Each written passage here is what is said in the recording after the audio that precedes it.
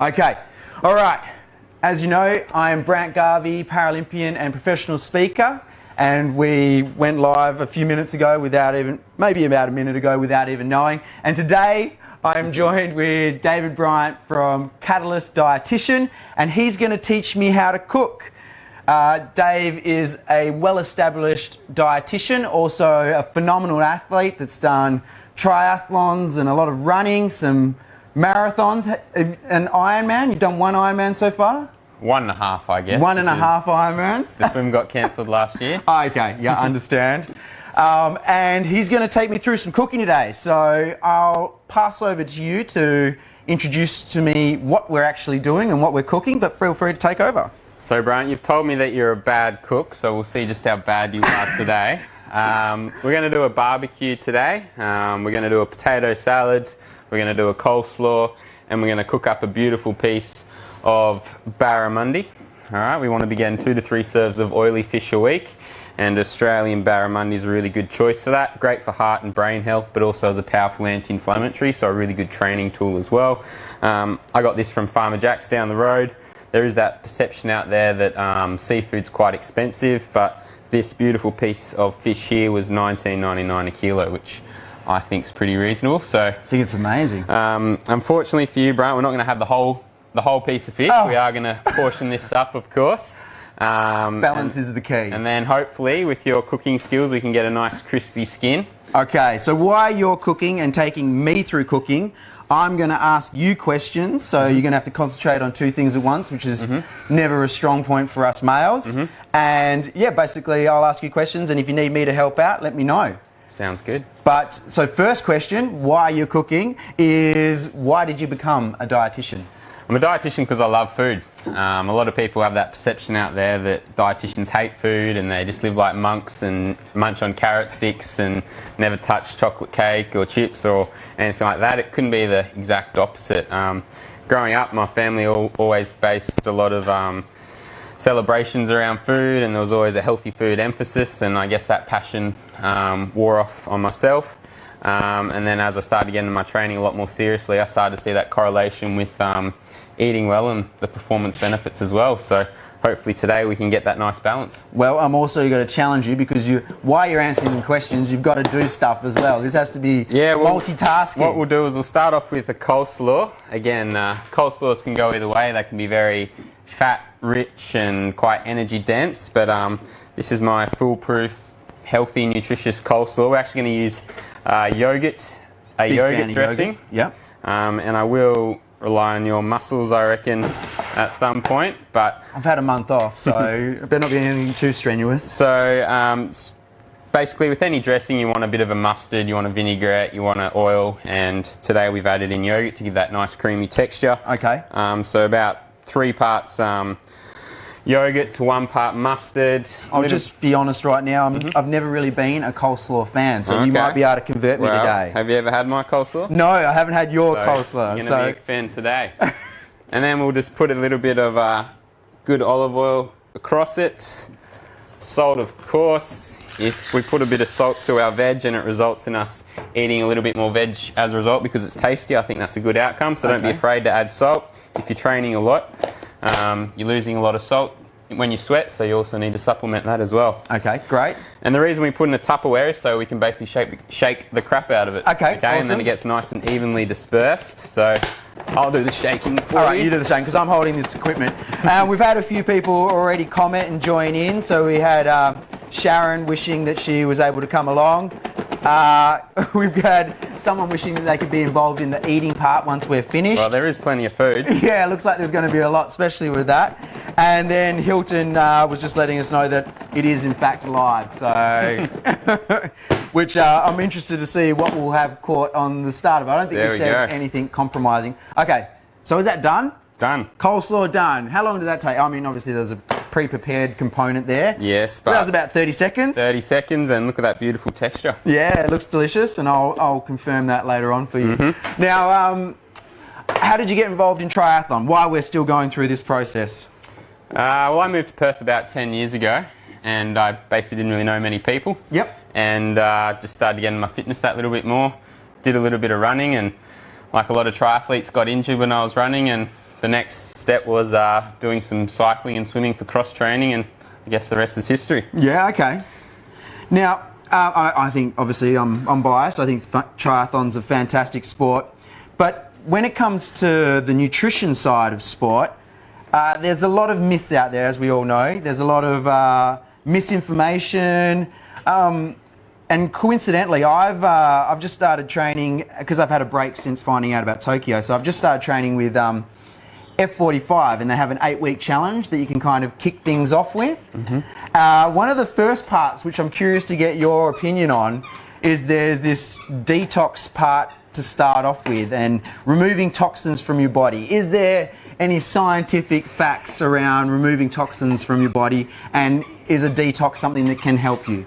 Well, your body is a natural detoxification we've got a dog playing with a chew toy as well at the moment. I don't know if we get in trouble if we remove the toy from the dog. You can try.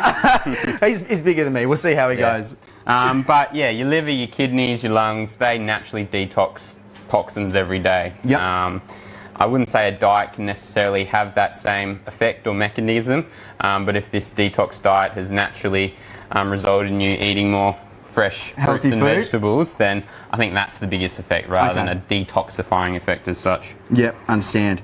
And so what are we doing here? So we're going to do a potato salad, and again, a potato salad can go really right or wrong and can be very energy dense, nutrient poor, but again, the other reason I've done potatoes is because they get a bit of a bad rap, and for whatever reason everyone seems to go the sweet potato over the normal potato, but you know, potatoes themselves, they've got more vitamin C than blueberries, more potassium than bananas. They've only got a third of the carbs as rice or pasta. They're natural, they grow on the ground, they're gluten-free, they're cheap. Potatoes are really versatile. They definitely get a bad rap because I myself will always go for sweet potato over potato. There you go. So again, we're going to do basically a simple vinaigrette. Yep. Notice the chopping skills, Brant. Yes. Always keep the front of the knife on the board and then slice like so. None of this. And I don't know if I have any insurance in case you do chop off a limb, so... I'm sure HBF will sort us out or something. Yeah, exactly. Okay, so I like to make this potato salad at the start of the week and then just keep handy in the fridge, so that when I go to work each day I can just scoop out a serve. Or if I get home late from work one night and don't have much planned, at least I've got to start, and then I can add a piece of fish to the meal or something like that. Okay, awesome. And so from a potato salad type point of view, what are we looking calorie-wise for this snack that you'd be taking with you? Well, I would consider this the carbohydrate portion of the meal. Yep. And again, the general rule in terms of keeping a balanced approach with your meals is half your plate veg. Yep. And if you're doing that, it's pretty hard to do damage with the other half. A quarter of your plate protein and a quarter of your plate carbohydrate, which is what we're going to do today. Okay, awesome. And we are live, so if you have any questions at all, if you've just joined us, thank you very much. And if you have some questions about anything to do really nutrition-wise, and you want expert advice from a dietitian, feel free to pop those questions in the comments, or anything in just healthy living in general, as Dave's a bit of an expert. I'd like to think so. Yeah. Okay, so we've added some mustard and some olive oil. And some salt and some lemon, and we're just going to give that a good stir, and that'll soak up all the nice flavours of the barramundi when we put the crispy skin piece on top. Nice. Again, I just pre-steamed these last night, and they're ready to go for a quick, nutritious salad. Awesome. Looks delicious as well, and I am a big fan of mustard. So now, next up, what do we got? So now we're going to cut up this beautiful piece of barramundi. Australian? You caught this morning, didn't you, Brant? Yeah. I just packaged it for you. Yep. All right. So what do you reckon the trick is to getting crispy skin? Well, I'm going to go for me, burning one side of it a lot on the barbecue. So we'll drain it. Okay. And we want to basically get the skin as dry as possible, so when it does hit the pan, it's ready to go. Okay. And there's no liquid basically soaking up the pan. That initial heat? Yes. Okay. So again, a beautiful piece of barramundi. Oh, that does look amazing. Do you know what barramundi means in the native language? No, I do not. Would you say they're large scales, Brant? Yes. That's what barramundi means, large scales. Look at this, learning all sorts of information today. Learn something every day. Yeah. And so obviously the scales have already been mostly removed. Yes, so another reason why it's a really good product up from Cone Bay. And so, if you're able to at the same time, what are some of the questions that you typically get asked as a dietitian? What would you say the most common questions are? Should I go low carb? Should I cut out carbs? Should I go high fat, high protein? I'm not pro carb, I'm not anti carb, I'm not pro protein, anti protein, I'm not pro fat, anti fat. I just eat food. Yep. And there's definitely times and places in my week where I basically manipulate my intake to match my training load and intensity. Yep. Okay. So the buzzword I like to say these days is metabolic flexibility. Oh, okay? that sounds, sounds nice. Yes.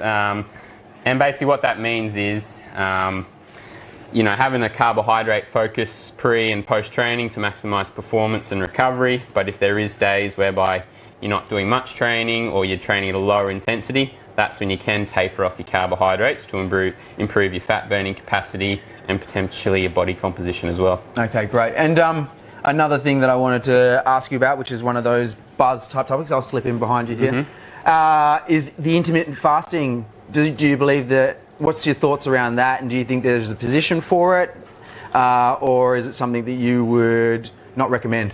Yeah, I do intermittent fasting all the time. Yep. I eat for 3 hours and then I fast, and then I eat again 3 hours later and I fast again. Yep. So I guess that's my slant on intermittent fasting. Okay. Look, there is some evidence to support it, and for people that aren't as active as someone like myself or yourself when you were training a lot, then potentially it does have its time and place. Yep. But I just don't like the relationship it creates with food, whereby you can basically eat whatever you want one day and then you can have to taper off the next. Okay, like I said before, metabolic flexibility, match your training load to match your nutrition as well. And you do that on almost on a day-to-day basis? Yes. Yep, okay. I see a lot of the time I see athletes basically just eating exactly the same thing every day, regardless of whether they've got a big training day, a high intensity training day, or no training at all. So. Okay. We just had a question through from Hilton. He says that he struggles with lunch at work, knowing what to eat other than sandwiches. What's your go-to? So sandwiches are fine, but just make sure you really bulk out the meal with a big salad or veg emphasis. Yep. All right. So we've all heard of the 2 fruit 5 veg rule. Yep. And that rule is backed up by 50,000 scientific studies. Okay. Okay. So there's a lot of evidence to back up that health claim. And if you're not getting any serve of veg up until dinner time, it's going to make getting your 5 serves of veg a day quite difficult. Yep. But most importantly, veggies are very satisfying. Okay. So if we spread our veg across the day, we're not only going to help achieve our 5 serves of veg for the day, but it's also going to keep us much more satisfied across the day as well. So sandwiches are fine, but just bulk it up with a veg or a side serve, a salad, as much as you can. Okay, yep. So obviously sandwiches is good. What about alternatives to sandwiches? So what would you recommend as some... I know I've seen one of your Instagram posts recently where you're always taking a lunchbox to work and you believe that everybody else should be doing the same. What's a go-to simple... Yeah, well, it always amazes me when I see people go off to work with absolutely nothing on them. That's me to a T, yep. And then they come to me just thinking that there's something wrong with them, that they're ravenous come 3 p.m. in the afternoon. Yep. And then, like I said on my Facebook, Instagram post, they think I'm a genius when I then tell them to start bringing a lunchbox to work. And amazingly, they're not hungry across the day because they've got food at their repertoire. And what would be something that you would... I mean, obviously you have a lot of variety in diet, but you've got a few examples of something that they should take as alternatives to sandwiches. Just getting the simple habit of cooking extra at dinner so that you've got leftovers. Okay. Kills 2 birds with 1 stone. That's a great piece of advice. I hope that answers your question, Hilton. So we'll move on to a pesto now. Okay. And just like we apply the half our plate veg rule with when we eat, we're also going to apply the half barbecue plate veg as well. So we're going to grill our veggies on the barbecue. Again, if you boil anything, it's going to taste pretty average. So try not to boil your veg. Try to get as adventurous as possible with your veg. So we're just going to make a pesto with our mortar and pestle, basically just using herbs out of the garden. Again, some lemon and salt and a little bit of olive oil. as well. Do you want me to pass that? Here, this is me helping out. I'll go olive oil, thanks, mate. Oh, I got the wrong one. You tried. I tried. Yeah. Lucky, I don't think that was on camera, so we're okay. All good. We'll let that one slide. Alright. So, we're going to grill some veggies on the barbecue. We got the plate hot ready to go, which is another good tip for the barbecue. And how long's a good piece of time to have the barbecue lit, ready to go? At least 5 to 10 minutes. Okay. Yeah. Do you have one of these at home, Brant? I don't know what it's called, but no. Mortar and pestle. Yeah, I don't. Are they a crucial piece of equipment to have in the kitchen? Very basic, very handy. Minimal cleaning up. Okay, I'm all for minimal cleaning up. Me too. I'm a bit of a lazy cook myself. That's why I love the barbecue idea. Exactly. So we got some zucchini and asparagus. And so another question I'd love to ask, is sugar really the devil of food?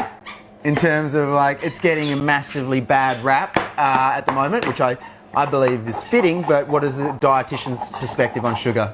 Anything in excess amount is going to be toxic to the body. Yep. So a little bit of sugar to enjoy here and there is fine, but obviously having heaps of Coke every day, lollies, is probably not going to be ideal.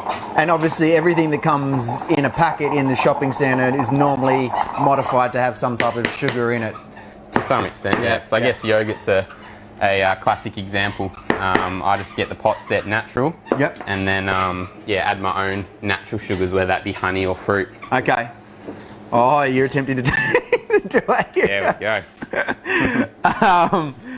And so natural sugars are always obviously a better alternative, and again, in moderation. Exactly right. So we're going to pour the that looks good. pesto in.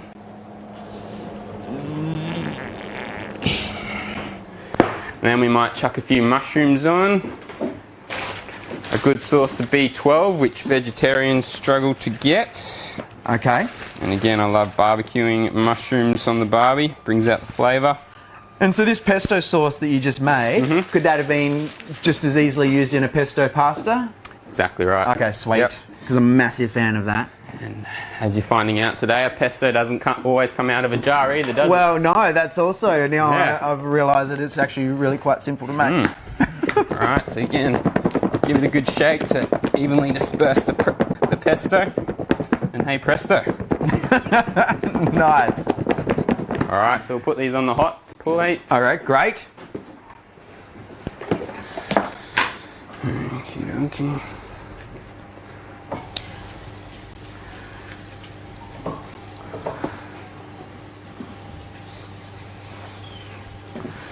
Asparagus is in season now, so it's always good to get what's in season. Yep. And I think that that's one of the challenges that I have as in terms of nutrition, is that I have a very limited range of things that I can cook. So when stuff is not in season, it really throws out my ability to cook. And if you're buying in season, it's always going to be cheaper as well. Yep. Okay. So we're almost ready to get the barra on. Okay, and I've got another fairly controversial question, which comes down to, what's your thoughts when it comes to organic food? With like food that's protected by the skin, such as bananas, mandarins, oranges, where you're actually peeling the skin, I probably wouldn't bother too much about going organic. But if you are really concerned about eliminating pesticides, those sort of things, your fruits, vegetables that you do eat the skin of, that's probably potentially one area that you could focus on that little bit more. Yep. And so as your personal opinion, would that be something that you focus on? In an ideal world, I'd like to buy organic all the time, but it's at expensive. the same time it's expensive, so I'm also mindful of that as well. And also organic kind of forces you to buy what's in season, because that's really the only choice you have. Exactly right. So what kind of things do you grow yourself that you have on hand? Herbs as much as I can. Yep.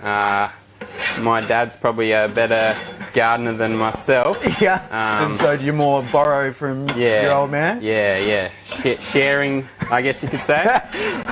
And what does he get out of the deal? Well, my eggs, I'd like to say. Okay. And again, there's that good synergy there where all our food scraps we give to the chooks and keeps down waste, and we also get eggs out of it as well. So you won't be able to hear it in the video, but there's actually a couple of chooks hanging out in the front yard, which was 6 to be exact. 6 chooks, which was an interesting sound when you're in the city. And what kind of eggs do you get out of your 6 chooks? How many? How many? Yeah. Yes, pretty much 6 a day. Okay, awesome. Yeah, so it's always nice to give them away to friends as well. But yeah, when you're cooking often, having eggs for breakfast, banana bread, baking, that sort of thing, it's amazing how quick those eggs go. And another little tip is to weight the skin, the piece of fish down. Okay, nice. And then that ensures that the skin's always in contact with the hot plate. So as you can see here, the skin's kind of puffed up. Yep. And that creates a bit of an air bubble. So if we have a plate that's weighing that down, means you're getting better contact through that. Exactly right. So we'll put the lid down. Great. Okay, I've got another question from Hilton. He has oats, yogurt and berries for breakfast, which I'm a big fan of too. That would be one of my favourite breakfasts. Yep. What are your thoughts on that? Is that a pretty nutritionally balanced? Maybe just add some nuts to bump up the protein and fibre to the meal and keep you fuller for longer. Yep. I also like to soak my oats in milk or yogurt overnight, because overnight the oats soak up all the liquid and they really expand. So when you go to have them the next day, it's much more satisfying in your gut as well. So in terms of what would the process be? You would grab the oats the night before? Yeah, you could just put them in a Tupperware or a pot or a bowl that you're going to eat out the next morning, and then just soak them in some yogurt, some water, some milk, whatever that may be, and then the next morning, bang, your oats have doubled if not tripled in size. So that's much more satisfying. And is that, what's the difference between cooking the oats versus obviously doing them like that? Is there any difference? They're probably slightly more digestible as well, because the starch has been broken down. Okay, the overnight soak. All right, and what kind of nuts would you recommend? ABC is a good rule. Okay. Almond, Brazil, cashews. I like that. Really Another little handy tip. Healthy fats. Okay, what do we need to do? Is there anything prep-wise that we... I think we're getting pretty close. All right. And how long does this fish fillet need to be on for? What are the indications? I'd probably say at least 5 minutes on one side. You only want to flip it once. Okay. So the tension's going to be on and the pressure's going to be on soon when we do try and flip this barramundi, hoping that the skin comes with it as well. All right, so we'll have to make sure we get a nice close-up so we can see how he handles the pressure. Yes, I'm already a bit nervous. And as you can see, we got some nice grill marks. Awesome. You eat with your eyes as well, so that always helps. Completely agree. Mind you, most of my stuff doesn't look that appetising. Yep, that's why I'm doing the cooking today. Okay. And then we'll put the asparagus on soon, because that'll be finished pretty quick. And if you can answer this while you're going, I guess it's a pretty broad question, but answer whatever comes to mind. Someone that's just looking to start making nutrition and their diet a priority, so that's been something that's been neglected, and they're looking to do that, what's 3 tips you would give them starting out? Control the controllables. Yep. There's a lot of uncontrollables in life, whether that be family, training, kids, work, that sort of thing. But the one thing we can control if we're organised is our food. So be as organised as possible. Get to your local fruit and veg grower once a week, and all of a sudden, if there's plenty of fruits and vegetables actually in your fridge, you're naturally going to eat more of it. So plan ahead as much as you can. Like I said before, even just a simple routine of cooking double at dinner time so that you've automatically got something to take to lunch to work is a really good tip. Big trend I also see with a lot of clients is that they don't prioritise afternoon tea enough. You know, when you think about it, if you have lunch at 12 and then dinner at say 7, 8 o'clock if you've trained, it's a pretty big period, 7 to 8 hours. So if you're not having something in between those meals, of course you're going to come home ravenous and then potentially overeat at dinner and then still looking for something after dinner. So definitely prioritise your afternoon tea. Okay, awesome. I'm just going to sneak through here. Alright, so that asparagus will be done pretty quick. Okay, so that's really almost like a minute on the barbie. You want that little bit of bite. Yep. It's getting pretty close to business time for the barra. Alright. I'll get you to sneak in there so you can grab that shot nice and close as he tries to flip the barramundi. And we will use a scraper. Give it a little bit longer. All right. Have you set the table, Brant, already, or that was your job, wasn't it? Was it? You do know how to set the table, don't you? Well, I will, but where did all the cutlery go? I think there's some cutlery on the table there. Okay. And the plates? The plates, there's 2 over here. Are you going to need those over there, so I'll just set the table? Yeah, we'll leave the plates here for now. All right, great. I'll do this job. Seems only fitting. All right. But we will have to take off before dishes, though, so... yeah, well, I assume that would be the case. Now, this is how bad I am. I don't know which side knife and fork go, so is that something that I'm supposed to know? Left for the fork, mate. All right, again, glad the camera's not here because I have it the wrong way around. Oh, look at that, Brant. We've nailed it. Oh, nicely done. Absolutely nailed it. But it's not over yet. We've got to get around the one at the back. Oh, so you went the easy one first. And it's pretty hot at the back of this barbecue.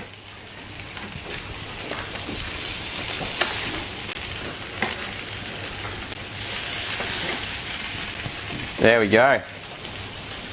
Wowzers. It's starting to look good. Okay, we've got another great question. Oh, that does look delicious.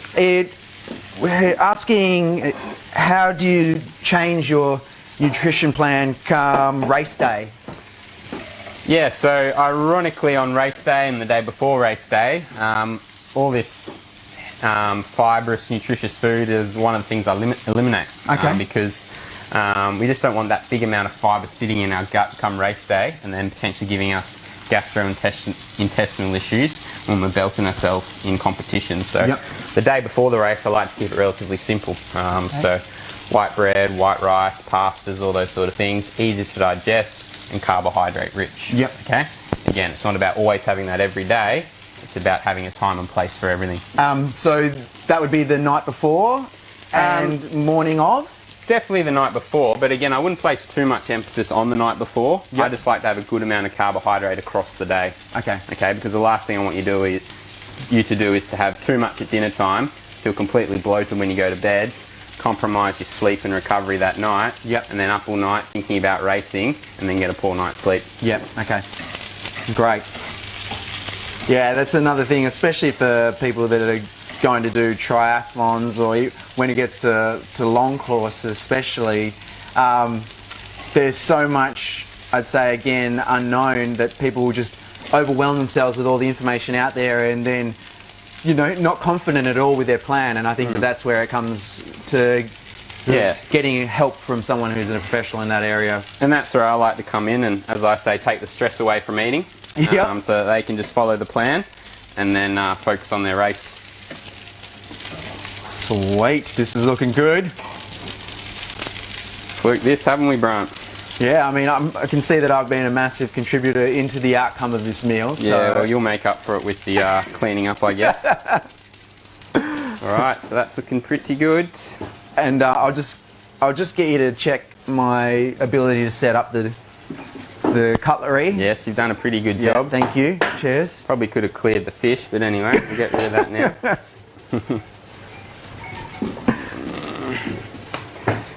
And we won't get too fancy, we'll just have the coleslaw out of the Tupperware. How does that sound? That sounds good to me. Less washing up for you. And that's like I said, I'm always passionate about limiting the amount of cleaning up that I have to do. So all of a sudden, the large proportion of our meal is based around veg with a little bit of protein, which is exactly how it should be. And what would you say those are about 150 grams? Those? Yeah, I would say so, pretty close.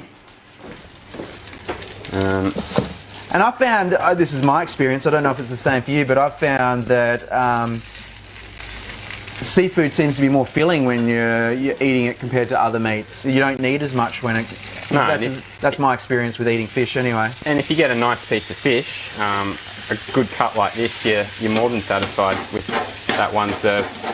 I mean, how many cuts did you get out of that $20?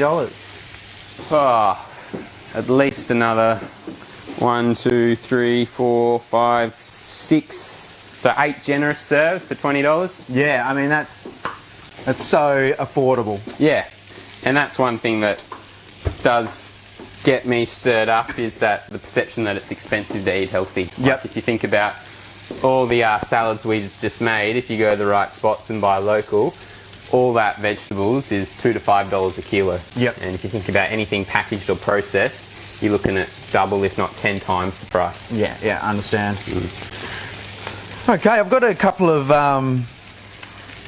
questions that are on slightly different tangents, and these are some of the stuff that I'd like to just know from your personal opinions of, are you a book or an audiobook man? Oh, well, considering I've only just got into podcasts, okay. Audiobooks is probably a little bit too technical for me. But I am enjoying the podcast, I must say. And is there a book that you've gifted people the most in your past? Book that I've gifted? Or your favourite? So it's really... one of my favourites would have to be Antonio Coluccio's book. Do you know Antonio Coluccio? I do not know. So he's an Italian cook legend in Europe. I guess you could say he was one of the guys that made Jamie Oliver who he was. Okay. And taught him everything. So he's had a pretty tough life living back in the war and travelling all throughout Europe. Yeah. But at the same time, he always had his passion for food, and yeah, that's probably one of the best books I've read. Okay, I think I might have been had a mate when I was over in Canada recommend it to me. So good to know. And I'm guessing, what's your favourite discipline out of the swim, bike, run? I know the answer, but for the public? Definitely the run. And least favourite? Well, I'm starting to embrace the swim. I think if you convince yourself that the swim's the worst part, then of course you're not going to enjoy it. Yep. And I think that's the mistake where a lot of people go wrong in triathlon, particularly long triathlons. They're so fixated on the finish line, they're never in the moment and actually enjoying the race. Okay, So for people that are doing their first Ironman in Busso coming up, my biggest tip would to be, actually embrace the actual race and enjoy the moments in the race rather than being fixated on the finish line. All right. And speaking of that, what's next for you? Plan is to do Busso Ironman in December. Okay. As long as I can tick as many training boxes as possible between now and December, I'll be on the start line. And yeah, looking forward to it. And how is that going so far? Yeah, I've always got a few foot niggles with my club foot, but yeah, I'm pretty happy with where I'm at.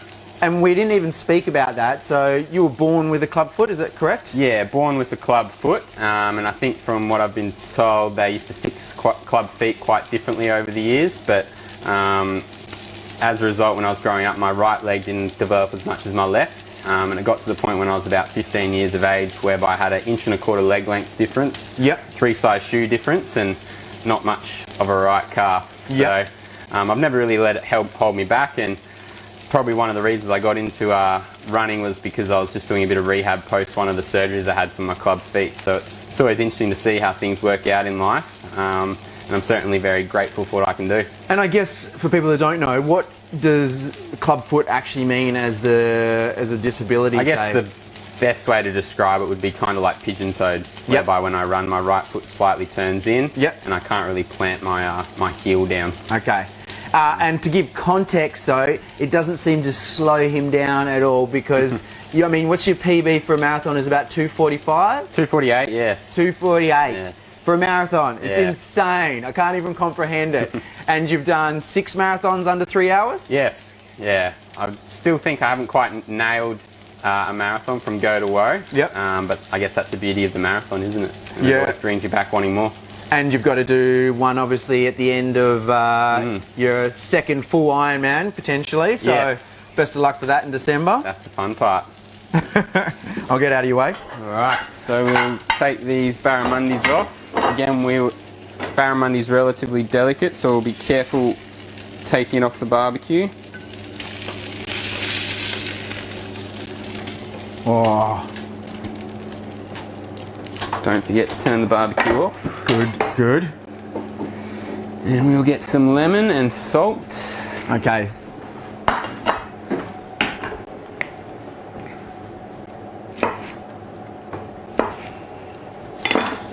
And we'll definitely add a bit of salt to the skin.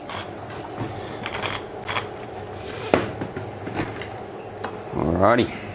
I'm going to sit here because I feel like that's the spot for me. No problem. Thank you very much for that. Okay, just before we dig in, I'll wait till you get back here. Something to serve the salad might be helpful. Yep, it sounds good. All right, do we share? No. Definitely one of the main rules in their house. Don't talk to the dogs when we're eating. When we're eating, all right, good to know. Coco, away. Go. Okay, so yeah, just to finish up before we chow down into this delicious meal, I guess the thing that I'd like to say is what's a parting piece of advice to anyone that's watching this, that's interested or will watch it at a later date, and thank you for those who've tuned in and asked questions. And what's the best way for the audience to be able to connect with you post this video? Yeah, well, it's easier said than done, but as you can see, as long as we've got plenty of vegetables, fruits, fresh produce in the fridge, that's going to set itself up for better choices and outcomes later in the day. So start focusing on filling most of your trolley up with fruits, vegetables, nutritious produce, and then everything else should sort itself out. But get as adventurous as you can with veggies. Okay. And if half your plate's veg, it's pretty hard to do damage with the other half. And I guess like for me, normally like broccoli was really my only choice. And so, best way to connect with you?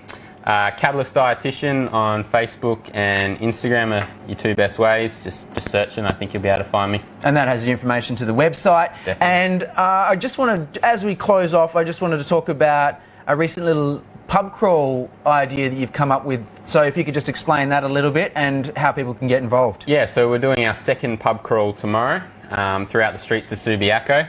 And one of the reasons I wanted to do the pub crawl was to highlight that you can enjoy your food, you can eat healthy and enjoy food, but at the same time you don't have to be perfect all the time. So tomorrow we're going to enjoy some coffee, we're going to enjoy a nice savoury muffin, we're going to go to a fresh local produce market, we're going to go to the Subiaco farmers markets where there's all different specialty stalls, we're going to enjoy some nice sourdough bread, we're going to go to Farmer Jack's and I'll show people a few products to get, and then we'll finish at the pub and I'll tell the viewers there a few tips and tricks as to what they can choose when they're out, and we're even going to finish it with a beer and wine because life's too short to cut out anything in life. Yep, okay, that's fantastic. Sounds like, so if you guys ever want to get involved, by all means connect with David on social media or through his website. Thank you so much for your time and this amazing food. Thank you so much for viewing, and if you have any questions, by all means tag him in the comments because we'll be able to give answers to you. But if you want to speak to David directly, hit him up on Facebook or Instagram or through his website. Thank you so much, guys, and we'll finish that there.